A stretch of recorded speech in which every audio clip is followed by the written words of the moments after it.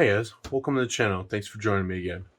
So today we're going to take a little more in-depth look at just some basics, and this is going to be a longer video, more tutorial based, but real in-depth. Most of my other visuals are informational, but they're more kind of casual, some music playing.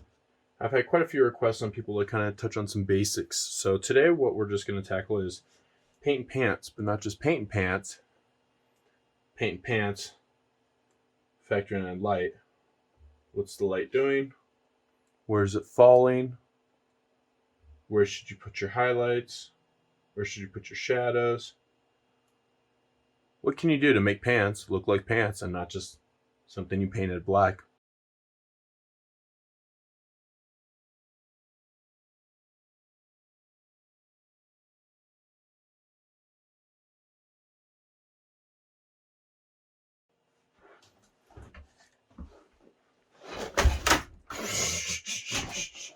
Blah, blah, blah. Paint pants, paint pants, paint pants. We're painting pants. Paint pants, paint pants, paint pants. Anyways, let's just get right into it.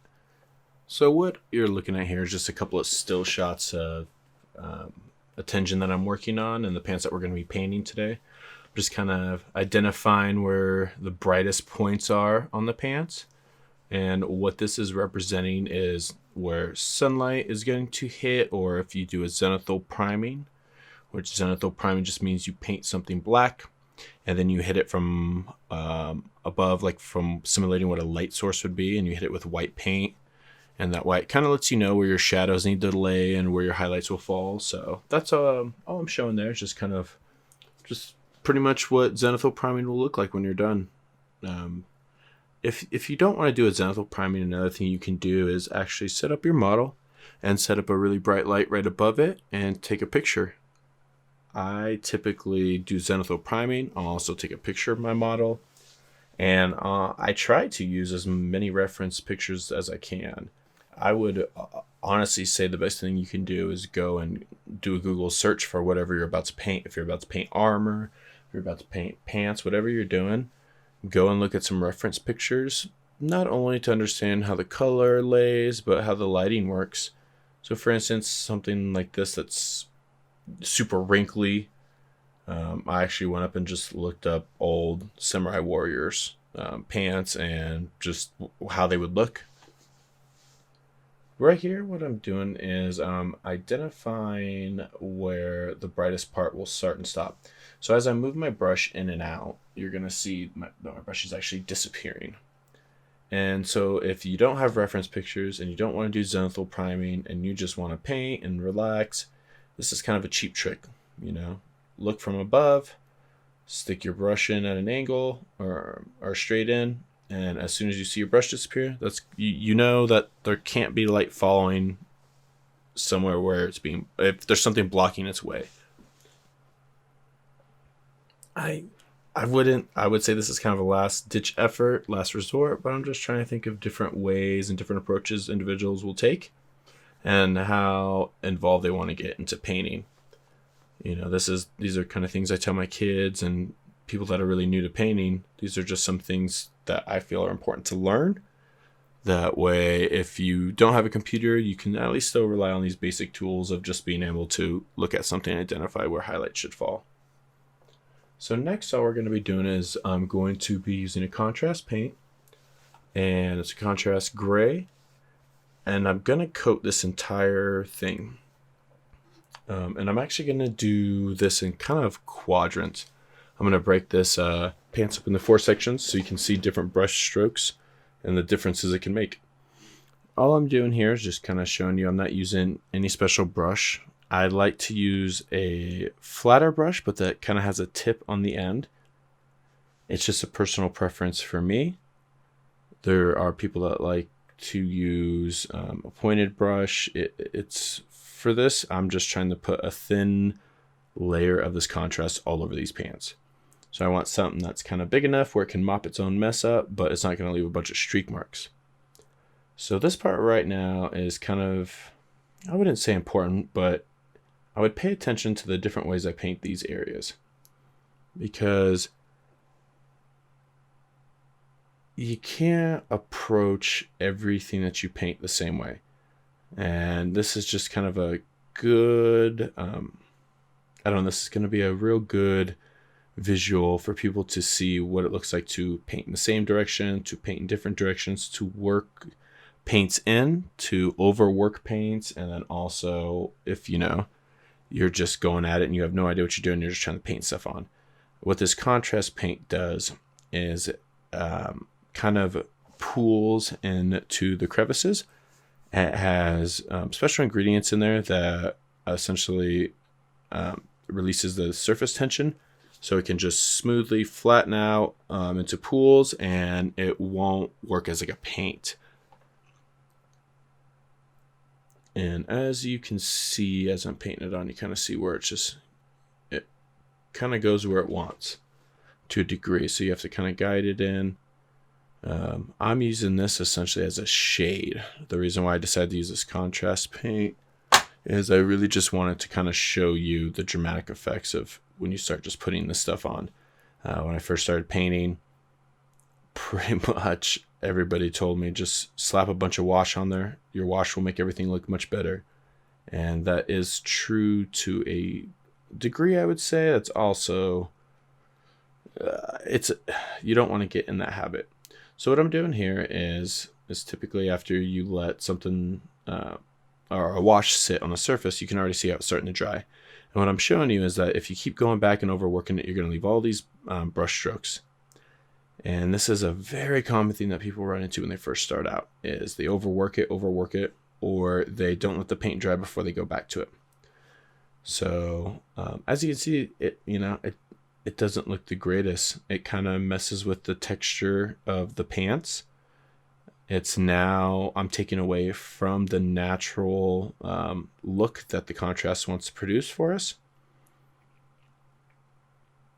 But it's okay, because all of this in the end will get saved. So this is a really good kind of visual where you can see how, even though you kind of mess it up or overwork it, you can come back from it. Don't get discouraged. So now I'm just kind of going intentionally kind of trying to rough it up a little bit. It's hard because I'm trying to fight instincts of not collecting the pools and cleaning it up. So this back side, I'm just kind of smashing in. I don't know. I guess I would call that like what I would see my kids doing, just wiping it down. I'm going to go ahead and work on this next area. And this is just, another kind of just what it would look like if you went crazy, just laying the color on or laying the contrast on. You're not really paying attention to where you're putting it. You're just putting it on, but you're holding your model upside down and you're doing it. And that does make a big difference, especially when it comes to contrast or washes or anything that wants to naturally fall where crevices would be, or maybe where there might be some recesses in machinery if you're working on that. When you're working with washes, you always kind of want to think of how the gravity is going to pull that. So as you see, it doesn't look too much different from the other side, except it doesn't look right. It almost looks messy. You don't know why it looks the way it does. It just doesn't look right. And that's because we're seeing shadows where there should be highlights, and our brains are trying to figure out what's going on and what it's looking at. So just going to keep kind of working this color in. Same thing, I really want to overwork it, oversaturate it with a bunch of this contrast. And, the end goal is to make the pants look uniform, but kind of show different ways that just something as simple as contrast, which people claim is the easiest thing to paint with. You just slap it on, your model looks good. It's not that simple. So what I'm going here is just kind of picking up big pools because I don't want to, completely mess this model up, but kind of pushing more, creating more kind of ugly looking spots. I don't know what to say. I'm trying to really push that stuff up on top and have it pool up on the top side of it.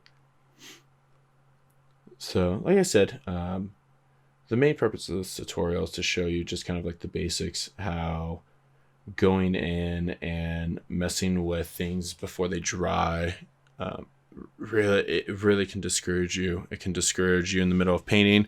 You can have something that just looks excellent, you go back, touch it, and all of a sudden you pull the paint off and it leaves like a weird paint ring, or it just, now you can see all the brush strokes that are in there. And I mean, unless you're working with real small 28 millimeter minis, it's pretty easy to come back from. And I feel like even then, unless it's like a big shield or something, they're so small, it's easy to kind of hide those mess ups, if you will. So yep, we're just going to go ahead and move on to the next section. So here it's all dried. We can kind of see the 4 different sections and identify. I would say if you're staring at the pants right now, you know, this right side is the better side. That's the second worst side in the back. And then we have a real ugly side in the front left. And then on the back left is just, I just did a different technique of applying paint. And if you're looking at this, you can just tell just from, you know, that one coat of putting on that contrast. I mean, you can just tell a big difference between these quadrants. Look at that one on the left. You can see streaks. It just doesn't make sense. The one on the right, it's the shadows in the center, but it's been touched after. And that's the one that I kind of just went and brushed it off and tried to just brush down. Here's where, you know, part of the side that I had it upside down. I was painting it in, but wasn't really painting it. Was kind of more stippling it in. And then the front side of it is where I painted it. I would say, you know, how most people would paint it, off to the right. Still touching it, still showing that, you know, it was overworked. And then the one on the left is just like, I guess we'll call it the 4-year-old version. You just painted crazy. You were just trying to go for coverage.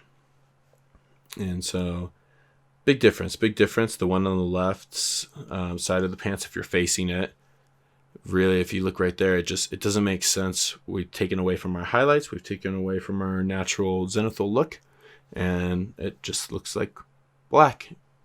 It's mush. It doesn't look like material or pants or anything. So, right here, we're just going in real quick and we're going to throw some of that purple ink where the pants are torn and the Tenjin's leg would be appearing through.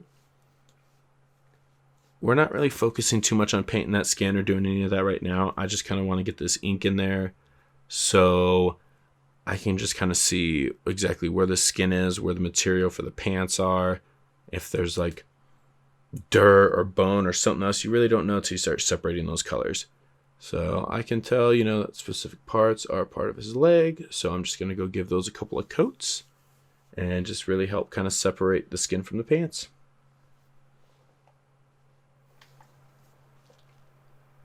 I'm just using a synthetic brush here to put this ink in. I'm just kind of filling up the belly of the brush. And I'm not really painting it. I'm kind of honestly just stippling it in and letting the paint or the ink, because it's so thin, kind of run off the bristles itself.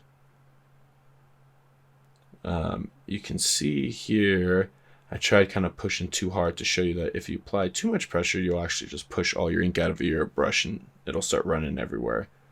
You know, take your time. Multiple coats is fine. And, you know, remember, I don't often paint with ink. I just kind of was using it in this demonstration just to kind of give you an idea. If you water your paints down too much, just kind of paintbrush control. Not pressing too hard. And as you see, I haven't gone back and filled this up once since I started painting all these little sections, which kind of seems crazy, but that's just to give you an idea how much ink is actually sitting inside of those bristles. So now we're going to switch gears here and start working on our highlights. I got some Dawnstone here. When you look at any reference pictures of black pants and actually look at them with light hitting them, they can vary depending on how much light it's actually capturing. It can be a light gray. It can be close to white if the light source is close enough and bright enough. So it's really kind of up to you. Other factors to think of would be, you know, for instance, this has armor surrounding it when I fully assemble the piece. Do I want to have undertones of those colors coming through? Things like that.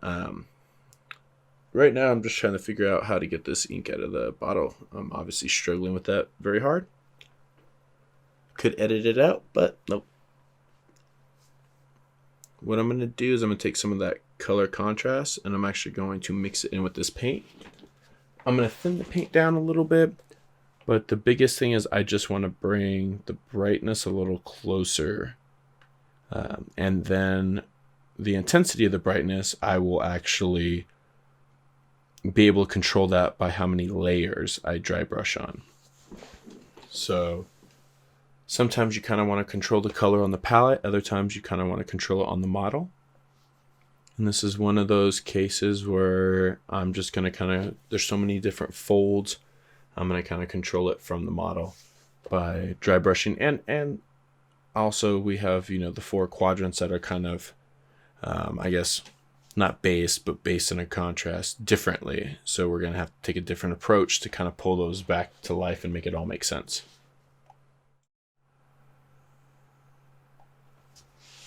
So now we're just getting our paper towel, and what we're going to dry brush what we're going to use to dry brush is actually a makeup brush. And this is a makeup brush. You can get this anywhere, Walmart, any makeup brush. What I prefer is a softer brush that as I'm trying to pretend like my finger is different crevices. As I'm brushing across lightly, it's not going to dig down in the crevices. It's going to just glide across and keep on going. If you get too long or narrow of a brush, it's going to just want to follow and fall in. This is just going to hit the surface. And obviously this is a dramatic visual of it, but I want to show you what we're essentially going to be doing on all the edges. Is we're not brushing against the surface, we're just lightly kind of kissing the very tip tops of the folds. Always remember when dry brushing, get the majority of the paint off. A good tester, is go against your skin and the wrinkles in your skin, or go against the paper towel. Sometimes with a lighter color, it's hard to see it on the paper towel when it's off, but you can see right away this paint's going on there. It's bringing out those edges. And when you look at my brush, I'm just lightly going across the surface. I'm not pushing it in. I'm not trying to paint. I would almost say, like, pretend you're an archaeologist and you just found a dinosaur bone and you're trying to lightly brush the dirt off the surface. Yeah, we're going to go with that. That makes perfect sense in my head. The big thing here, though, in all seriousness, is just to be patient. There are so many times when you're brushing and you don't feel like anything is happening. And sometimes when you have something like this, like pants, it's nice to be able to work around, because you can use the left and the right side to kind of compare the brightness and how much has actually gone on, how much you think is going on versus how much is actually going on. I would say, right now we're probably going to do, as far as the edges go, probably 60 to 70% coverage. I want to pop back out all the folds and any flat surfaces on those folds that the sunlight would naturally fall on. And when you kind of get around to these areas where the shadows are, say like up in the crotch, or where your boots are actually going up into your pants, you could lightly highlight those. You want them to make sense and you want to blend everything together. But I wouldn't go in there and highlight it as much as you're highlighting everything else. And we're going to gradually add layers of this, and essentially think of it this way. The brighter we get with our colors, the less coverage we're going to actually put on the pants. So right here, just kind of going in, creating some separation. As you can see, it's all kind of starting to pop out a little bit more. It doesn't look like just black pants or black cloth. It's starting to look like pants. We're kind of catching the edges of the pants and there's kind of the design in the fabric. We want to grab that because that's just going to really bring this model to life a lot more. Areas where it's really blackened out because, the armor pieces cover.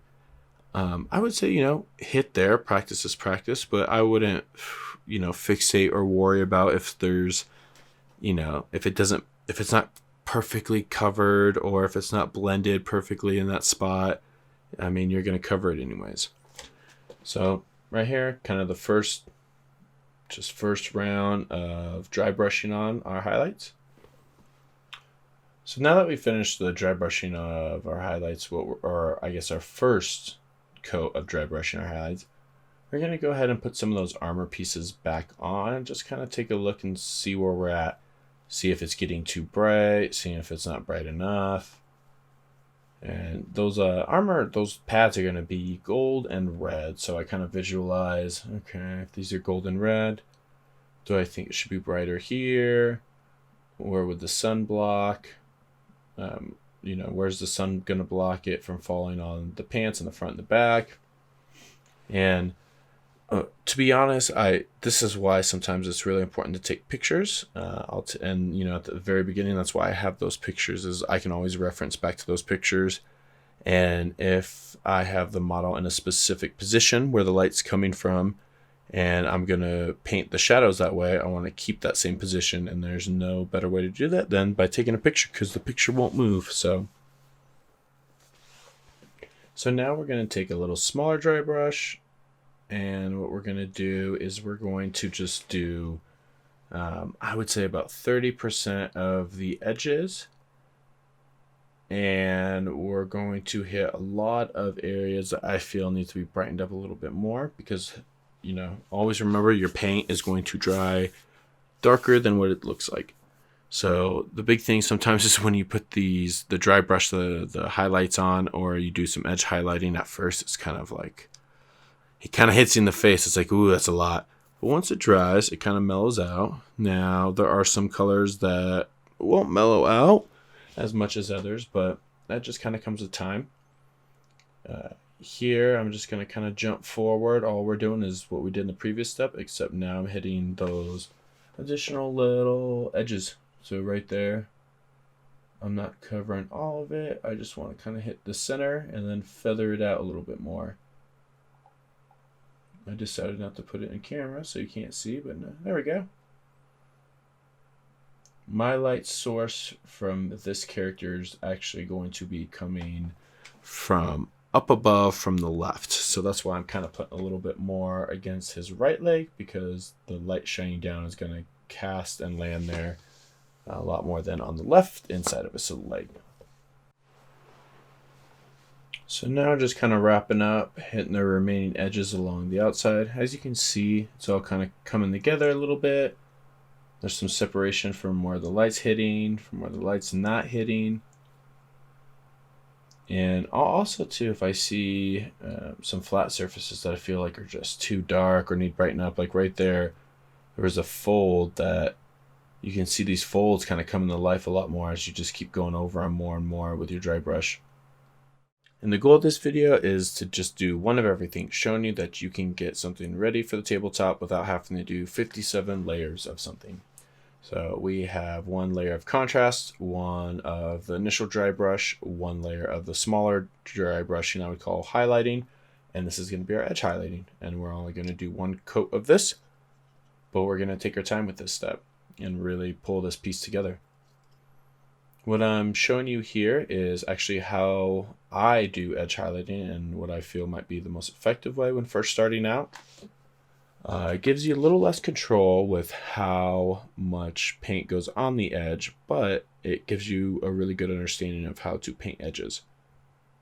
One thing you always want to do is use your paintbrush almost like a butter knife when you're buttering some toast. You use the side of your knife and you kind of lay it flat and you just go along the surface. You don't dig down hard or you cut into your toast. Well, these pants are your toast. And we're just going to put a little bit of paint on there and we're just going to lightly drag it across the surface. If it's somewhere where light isn't cast as brightly, we're going to dry most of the brush off, or most of the paint off of our brush, so it only transfers a little bit. Any areas that I really want to pop, like in the very front area, we're going to add a little water, add a little paint, and that way it can kind of spread and blend out a little bit more. Think of when you stare at a light, how if you stare at light, there's, your concentrated source, and then it feathers out and gets, I don't want to say weaker, but it fades out. We want this same effect to fall on our pants. another little trick that I like to use with my paintbrush and when figuring out where light is falling on an object is I like to always paint going down, right? Travel in the direction that the light is shining. So you have a light source from above shining down, drag your paintbrush down. But since this model, the character is actually holding a glowing gem out in front of him, in some places, such as on this right side of the leg, how we discussed earlier, I added more highlighting to that leg because that's going to catch some of the light from the rock, or I guess the crystal, if you will. This same theory is going to apply when doing the edge highlighting. You're going to kind of not just want to go down, but you want to actually go back up because the light is coming straight on at it. It's not going to create shadows underneath. So we want to give it the illusion that there's a glow happening on those pants on one side. And, that it's not something that's going to make or break the model, but those are practices I like to get into the habit of right away.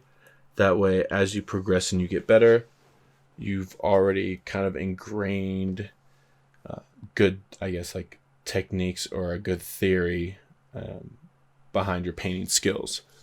The painting skills will come with time and practice and repetition, but you also have to kind of understand the theory and color theory and understand how light falls, and I don't want to say the basics of that, but pretty much like the basics of photography, I would say, before you start applying some advanced techniques.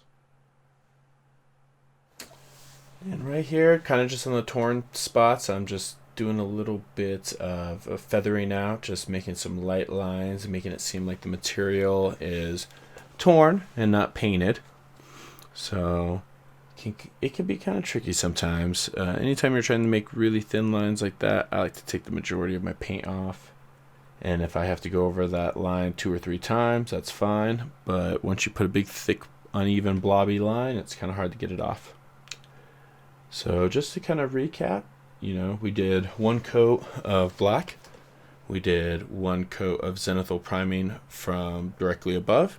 1 coat of zenithal priming white from a 45-degree angle. We then took our model. We went ahead and put on 1 coat of our contrast paint to kind of bring that zenithal priming a little closer together because we were eventually trying to land at a darker black tone pants. When you are dry brushing, make sure to get 99% of the paint off your brush. You want to wipe it on paper towel until you cannot see that color coming off anymore. Take your time, be patient. Make sure that you don't over dry brush or it becomes kind of flaky, clumpy, almost looks chalky. We did 1 coat of the lighter tone, dry brushed and with about 30% coverage and a smaller amount. And then we went ahead and did some edge highlighting. And this is all just very basic. You could spend hours making these pants look great. This is something that took less than an hour. And it's 1 coat each. So anybody can really do this, and anybody can use these basic kind of applications and this thought process for anything that you're painting. I always recommend looking at reference pictures, familiarizing yourself with what color and paint color scheme you're going to go for so you know where to put the colors so they're not clashing or they make sense. Something as simple as black can be rather difficult because you don't have a big range to work with. So, if all else fails, you can repaint it. Don't get discouraged. And just know that with time and practice, like anything else in this world, your skills will grow. So I hope you guys enjoyed this video. If you have any questions, shoot some questions in the comments. If there's anything else you felt like I missed, let me know. I try to kind of take this down to a basic level and make it entertaining and not make it repetitive and boring, but also tutorial driven and focused. So yeah, guys, let me know what you think. Make sure to subscribe, hit that bell notification, all that good stuff, and take care of yourselves and each other. Peace and love.